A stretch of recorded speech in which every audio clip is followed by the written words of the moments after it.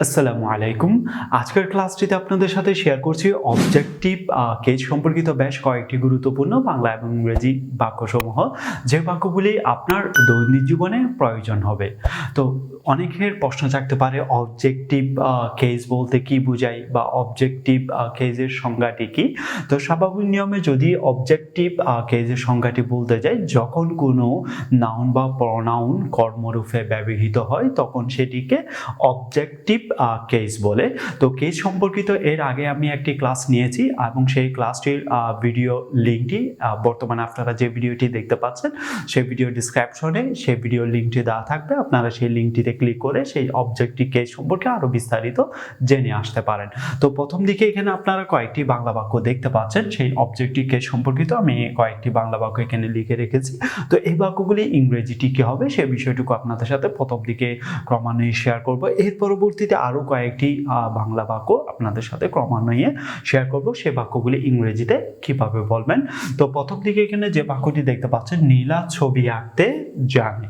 নীলা ছবি আঁকতে জানে। তো এই বাক্যটি যদি আপনি কাউকে ইংরেজিতে বলতে যান তাহলে আপনাকে বলতে হবে নীলা knows how to draw picture. Nila knows how to draw picture. Nila knows how to draw picture. এর পরবর্তী যে বাক্যটি দেখতে পাচ্ছেন দ্বিতীয় ক্ষেত্রে, তুমি বাজার করতে যাচ্ছ। তুমি বাজার করতে যাচ্ছ। তো এই বাক্যটি যদি ইংরেজিতে বলেন তাহলে আপনাকে বলতে হবে you are going shopping. তুমি বাজার করতে যাচ্ছ। You are going shopping. You are going shopping. সে আমাকে এক গ্লাস পানি দিল। সে আমাকে এক গ্লাস পানি দিল। হি gave me a glass of water. সে আমাকে এক গ্লাস পানি দিল। He gave me a glass of water. He gave me a glass of water. সে আমার জন্য একটি ফুল তুলল। সে আমার জন্য একটি ফুল তুলল। She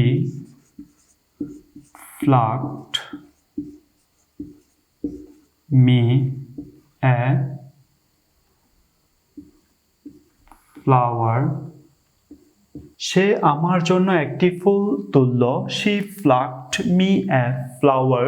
She plucked me a flower. তোমার মাথা খারাপ হয়েছে। তো এই বাক্যটি যদি ইংরেজিতে বলেন তো আপনাকে বলতে হবে you have lost your head. তোমার মাথা খারাপ হয়েছে। You have lost your head. You have lost your head. আমি তার কাছ থেকে বইটি ধার নিয়েছি। আমি তার কাছ থেকে বইটি ধার নিয়েছি। I have borrowed the book from him. আমি তার কাছ থেকে বইটি ধার নিয়েছি। I have borrowed the book from him. I have borrowed the book from him. এর পরবর্তীতে যে বাক্যটি দেখতে পাচ্ছেন, আমরা তাকে ক্যাপ্টেন নির্ধারিত করলাম।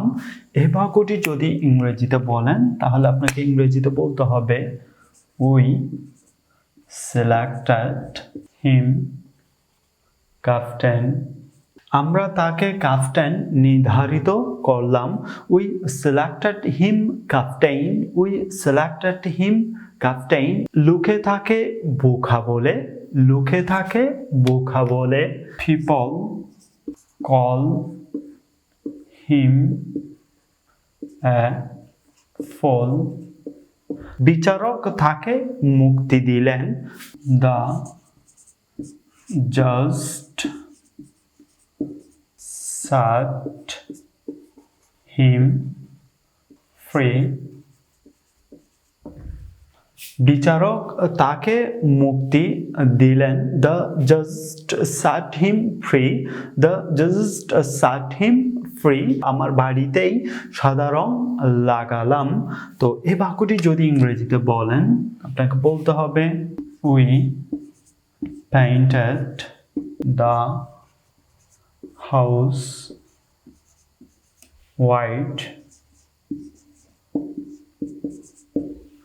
আমার বাড়িটাই সাদা রং লাগালাম। We painted the house white. We painted the house white. আমার ঘরটি খালি দেখলাম। We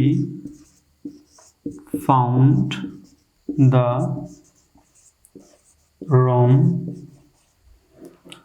empty. We found the room empty. We found the room empty. আমরা তাকে দায়ী করি। আমরা তাকে দায়ী করি। We hold him responsible. আমরা তাকে দায়ী করি। We hold him responsible. We hold him responsible. তো পরবর্তী ক্লাসটিতে আপনাদের সাথে আরো অবজেক্টিভ কেস সম্পর্কিত বেশ কয়েকটি গুরুত্বপূর্ণ বাংলা এবং ইংরেজি বাক্য শেয়ার করব। তো আজ এই পর্যন্তই। আল্লাহ হাফেজ।